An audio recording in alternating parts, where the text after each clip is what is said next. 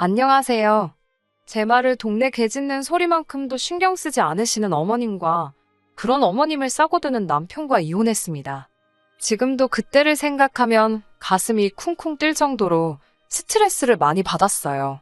이렇게 사연을 쓰는 것도 어디다 털어놓지 않으면 화병이라도 걸릴까 싶어서고요. 남편과 저는 직장에서 처음 알게 되었습니다. 저보다 2년 늦게 입사한 남편은 옆에서 보기에 일에 있어서 의욕도 넘치고 주변 사람들과 대인관계도 좋은 신입이었지요. 하지만 제가 느낀 건 딱 거기까지였고 이후로는 남편에게 큰 관심을 두지 않았네요. 제가 일욕심이 많기도 했고 애시당초 회사 내에서 연애 같은 건 안 할 작정이었습니다. 입사 당시 선배들이 말해주길 회사에서 사내 연애하는 걸 굉장히 안 좋게 생각한다며 웬만하면 남자는 밖에서 만나라고 했었거든요. 하지만 저와 달리 남편은 저에게 관심이 많았던 모양입니다. 처음부터 저한테 대놓고 들이대는 건 아니라서 잘 몰랐는데 언젠가부터 주변에서들 남편이 저에 대해 묻고 다닌다며 귀뜸을 해주더라고요. 그러다 제가 이직을 하게 되었고 남편도 그 소식을 들었나 봐요. 제가 마지막으로 출근을 했던 그날 옮기게 된 회사는 어디냐, 왜 이직하는 거냐 시시콜콜한 것들을 묻더니 이제 회사를 떠나는 거니까 우리 데이트해도 되지 않냐고 단도직입적으로 묻더라고요. 조금 지나치다 싶을 만큼 저돌적인 남편의 태도에 당황스러웠지만 동시에 이 남자 도대체 뭐지 싶어서 솔직히 좀 궁금했달까요? 그렇게 저희는 회사 동료가 아닌 남녀로서 데이트를 하기 시작했습니다. 남편은 자상하고 속이 깊은 사람이었기에 같이 있는 것만으로도 큰 힘이 되었습니다. 제가 너무 바빠서 자주 만나지는 못했지만 그래도 큰 다툼 없이 다른 연인들처럼 알콩달콩 예쁜 연애를 했어요. 그러다 사귄 지 1년이 되었을 무렵 남편에게 프로포즈를 받았습니다. 솔직히 말하자면 저는 그 자리에서 바로 좋다고 대답하지 못했네요. 남편을 사랑하는 마음과는 별개로 제 커리어에 대한 욕심 때문에 지금 바로 결혼을 하는 게 맞는 건지 쉽게 결정을 내릴 수가 없더라고요. 그런 저에게 남편은 실망한 기색을 보이기는커녕 든든한 울타리가 되어주겠다고 했습니다. 그리고 순진했던 저는 그 말 하나만 믿고 남편과 결국 부부의 영까지 맺었던 거지요. 결혼 전 남편과는 길다면 길고 짧다면 짧은 1년이란 시간을 함께 보냈지만 시댁 식구들을 만나지는 못했습니다. 제가 이직을 하자마자 남편과 연애를 시작했던 탓에 시댁 식구들까지 만나고 할 정신이 없었던 게 가장 큰 이유이지요. 참고로 이직을 해온 지금 직장은 동종업계에서도 5손가락 안에 들 만큼 경쟁력 있는 소위 잘 나가는 회사입니다. 그리고 저는 이곳에서 하루빨리 인정을 받아야 한다는 부담과 긴장 때문에 다른 일에는 도통 눈을 돌리지 못했고요. 그렇다 보니 본격적으로 결혼 준비를 하면서 한번 상견례 때 한번 본 게 전부입니다. 하지만 결혼식을 올리고 나서야 진작에 시부모님 되실 분도 몇 번 만나보고 어떤 집안인지 좀 살펴볼 거라는 후회가 들더군요. 저희 시댁은 제가 주변에서 보고 들은 시댁들과는 아예 차원이 달랐으니까요. 돌이켜 생각해보면 상견례 때도 어머님은 그렇게 가족 간의 협동과 화합, 공동체 정신 뭐 그런 것들을 강조하셨습니다. 그러면서 저더러 무슨 고부 갈등이네 시누이지 시네모네 그런 말도 안 되는 이야기들은 걱정하지도 신경 쓰지도 말라고 하시더군요. 이어서 말씀하시기를 시댁 식구들은 사촌들까지 포함해서 그렇게들 서로 우애가 좋답니다. 실제로 남편에게는 결혼한 사촌 형제들이 있었는데 그 배우자들끼리도 그렇게 사이가 좋다며 자매가 따로 없다고 하시대요. 솔직히 하나부터 10까지 어머님이 하시는 말을 다 믿은 건 아니지만 그래도 어머님께서 워낙 자신만만해 하셨고 어머님 옆에 앉은 남편도 진짜고 사실이라며 추임새를 넣어대는 걸 보곤 다들 서로서로 사이가 좋긴 좋은가 보다 싶더라고요. 신혼여행에서 돌아온 날이었습니다.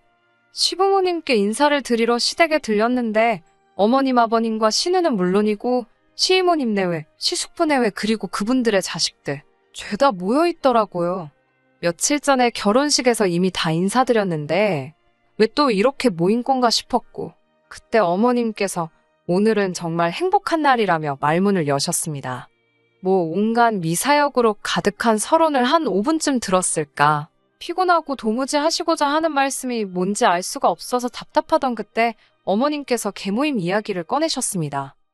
어머님께서 말씀하신 개모임이란 매달 한 사람당 20만 원씩 걷어서 가족 간에 돈이 필요한 사람이 있으면 융통할 수 있도록 도와주기도 하고 그러는 거라 하셨지만 굳이 왜 가족 간에 금전거래를 해야 하는지 싶더라고요. 제가 만약에 돈이 필요하지 않은 사람은 안 해도 되는 거냐고 물었습니다.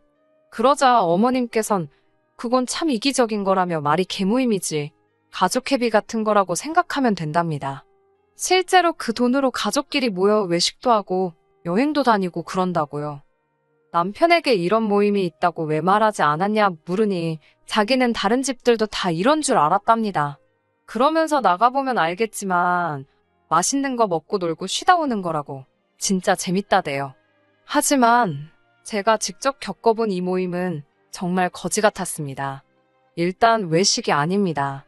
어머님과 이모님께서 특히나 이 인원수가 다 나가서 사 먹으면 돈이 얼마냐며 늘 해먹기를 고집하셨는데 알고 보니 그게 저하고 사촌동서들한테 만들라는 이야기더라고요.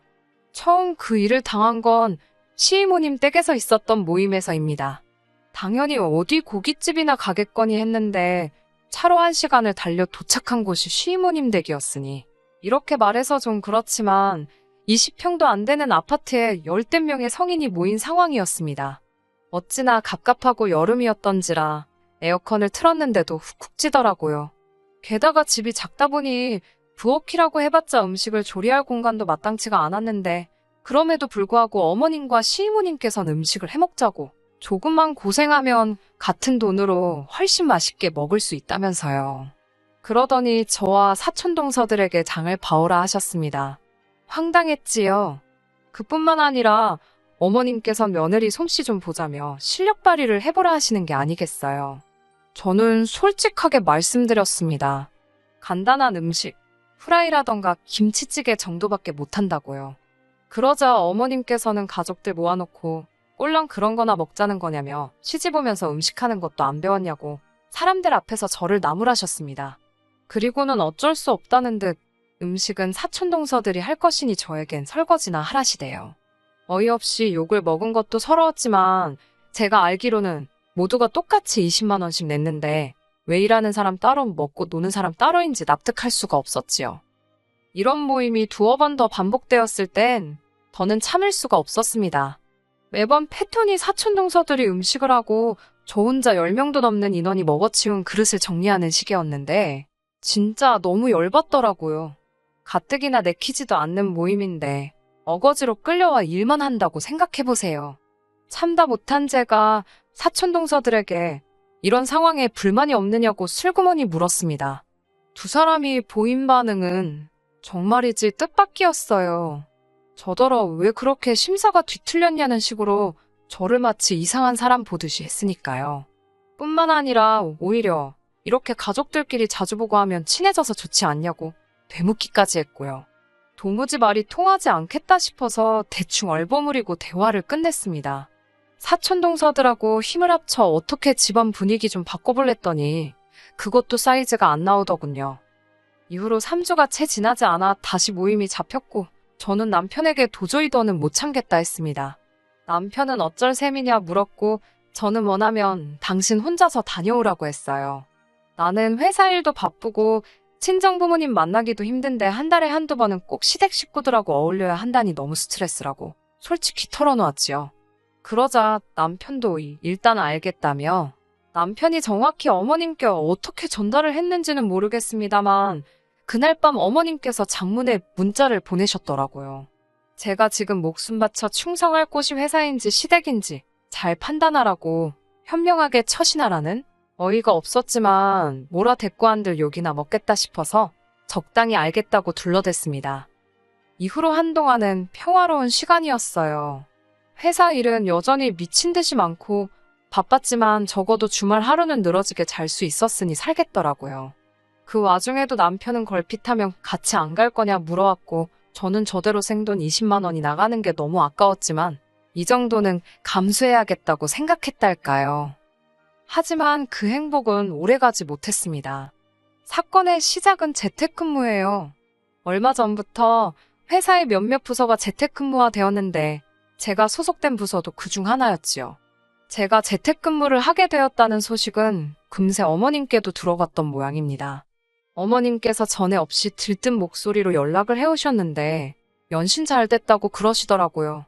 그리고 어머님이 그토록 좋아하셨던 이유를 알게 되기까지는 오랜 시간이 걸리지 않았습니다. 제가 재택근무를 시작한 이후로 어머님께선 하루가 멀다 하고 연락을 해오셨고 걸핏하면 여기 가자 저기 가자 시댁에 오라가라. 참다 못한 제가 재택근무도 근무라고 말씀을 드렸지만 어머님은 어쨌든 집에 있는 거 아니냐며 뭐가 문제냐는 식이셨어요. 혹시 어머님께서 재택근무가 뭔지 모르시나 싶어서 저는 재택근무가 뭐고 어떻게 돌아가는 건지 조근조근 설명을 해드렸습니다만 어머님께선 그런 어려운 소리 당신은 못 알아듣겠답니다. 컴퓨터만 켜놓으면 쥐들이 어떻게 아냐고 우기시는데 더는 어떻게 설명해야 할지도 모르겠어서 집 밖으로 나가면 회사에서 돈을 안 준다고 그냥 그렇게 말씀드렸습니다. 그러자 어머님께서는 오기 싫다는 소리를 아주 어렵게도 한다면서 잘 알겠다고 저더러 핑계도 좋다고 빈정거리셨지요. 기분은 찜찜했지만 적어도 이 정도 했으면 어머님이 더는 저를 괴롭히지 않으실 거라 생각했습니다. 그런데 다시 한 2주쯤 지났을까 어머님께서 이번 개모임은 저희 집에서 하기로 했다고 통보를 해오셨어요. 저는 당연히 안 된다고 말씀드렸습니다. 집에서 일을 하다 보니 업무에 관련된 자료도 집에 너무 많이 와 있었고 이걸 지금 다 치울 방법이 없다고. 차라리 식당으로 가시면 제가 어느 정도 보태드리겠다 했습니다. 하지만 어머님께서는 너야말로 네 시애미 체면은 생각도 안 하냐면서 당신 형제들 보기가 남부끄럽답니다. 시이모나 시삼촌 자식들은 사위고 며느리고 다 와서 하하호 즐겁게 어울리다 가는데 저만 왜 이렇게 삐딱선을 타는지 모르겠다고요. 저는 연신 죄송하다 소리만 하면서 그래도 저희 집으로 오시는 건 안 된다고 말씀드렸습니다. 제 나름대로 강하게 선을 그었어요. 설마 무대뽀처럼 들이닥치는 건 아니시겠지. 그때만 하더라도 그 정도의 믿음은 있었지요. 하지만 설마 했던 일이 벌어졌습니다. 금요일 오전부터 몸이 너무 아파서 재택인데도 불구하고 병가를 낼 수밖에 없었습니다. 남편은 출장 중이었기 때문에 새벽에는 혼자 간신히 운전해서 응급실까지 다녀왔고요. 그래도 링거라도 한 방 맞고 온 덕분인지 토요일 11시쯤 되어서 간신히 눈을 뜰 수 있었고 뭐라도 먹어야지 싶어서 냉장고를 뒤적이는데 어머님께서 전화를 걸어오셨습니다. 1시간이면 도착하신다며 손님 맞을 준비를 하라나요.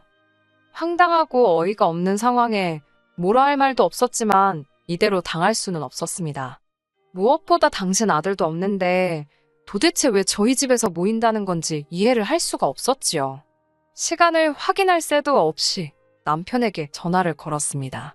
그런데 남편에게 상황 설명을 하니 무슨 재밌는 이야기라도 들은 듯 웃더라고요.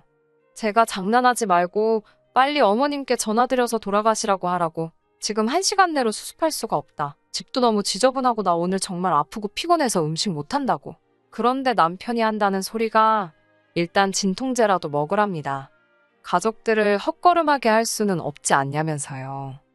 남편이 진짜 말이라도 내가 어머님께 잘 이야기해보겠다. 일단 몸부터 챙겨라 이런 식으로 했다면 저희가 이혼까지 하는 일은 없었을 겁니다. 하지만 남편의 어이없는 반응에 저도 정말 화가 나더라고요.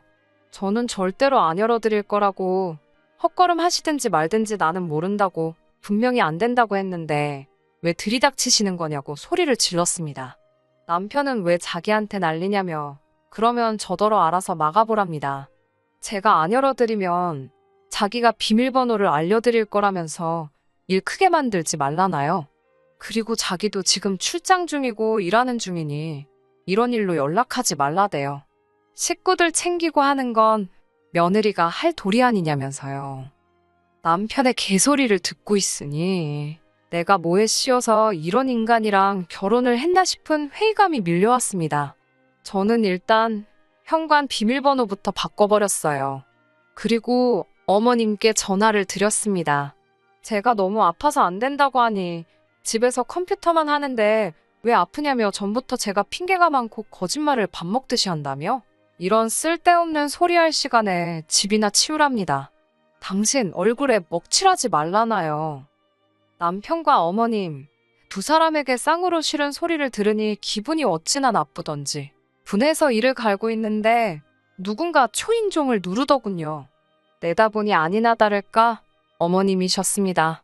저는 죽은 듯이 아무런 소리도 내지 않았어요. 그러자 이번엔 현관을 두들기기 시작하셨습니다. 계속해서 인터폰으로 밖을 내다보는데 시부모님뿐만 아니라 그 많은 시댁 식구들이 다 왔더라고요. 어이가 없어서 정말 제 이야기는 귓등으로도 안 들으셨구나 싶어서 헛웃음이 다 나대요. 그때 급기야 삑삑삑삑 어머님께서 비밀번호를 누르시기 시작하셨습니다. 암만 시도하시면 뭐하나요? 제가 바꿔버렸는걸. 한다섯 번 틀리니까 현관에서 시끄러운 알람 소리가 울려대기 시작했고 급기야 옆집에서 인터폰을 한 건지 경비 아저씨까지 올라오셨더군요. 전 계속 아무 소리도 내지 않고 있었습니다만 어머님의 쩌렁쩌렁한 목소리 덕분에 상황이 어떻게 돌아가는지 파악이 다 되었습니다.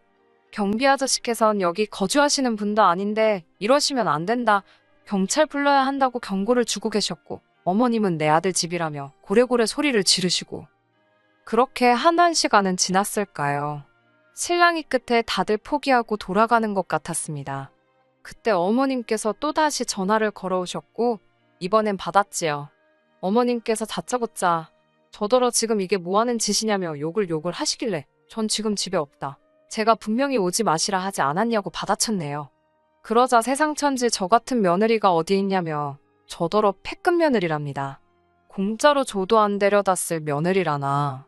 그러면서 제가 당신 얼굴에 똥칠하고 식구들 시간 낭비하게 한 괘심죄라며 이번 회비로 100만 원을 내라시대요. 어이가 없어서 저는 어머님께 경찰 안 부른 걸 다행인 줄 아시라고 쏘아붙였습니다. 그리고 이튿날 출장에서 돌아온 남편은 이게 다 무슨 난리냐며 저에게 전후사정은 묻지도 않고 밑도 끝도 없이 제 탓을 하기 시작했어요. 어머님이 아기가 있어서 그러신 것도 아니고 이제 제가 한 가족이 된 만큼 다른 식구들하고 친해졌으면 하는 마음에 그러시는 건데 그거 하나 못 맞춰드려서 이 소동을 일으키냐고요.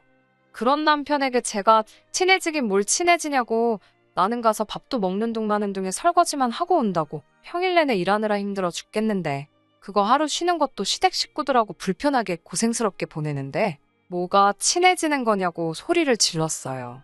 그러자 남편이 재수씨들은 아무 불만도 없다던데 거긴 맨날 생글생글인데 저만 왜 이러냐입니다. 회사에선 그렇게 묵묵히 맡은 일 잘하고 그래서 좋게 봤던 건데 왜 이렇게 불만이 많냐고 자기가 속았다나요? 그러면서도 이 개모임에 아무나 들어오는 거 아니라고 우리 가족이라는 걸 인정해주는 거라면서 영광스럽다 생각하면 안 되겠냐입니다. 영광 같은 소리 안에 저도 모르게 그런 말이 절로 나왔습니다. 남편도 그 소리를 들었는지 저더러 지금 뭐라 한 거냐면서 개모임에 있기 싫으냐입니다. 전 싫다고 너무 싫다고 제발 좀 빼달라고 했어요. 돈도 내기 싫다고 돈 내고 일하고 내가 약 먹었냐고 저도 화가 나니까 악을 쓰며 말하게 되더라고요. 남편이 한참 듣고 있더니 그럼 이혼하자입니다. 자기는 제가 이렇게 불만이 많고 가족 간의 불화를 야기하는 걸 가만히 보고 있을 수는 없다나요. 저도 에라 모르겠다 싶어서 그러자 했어요.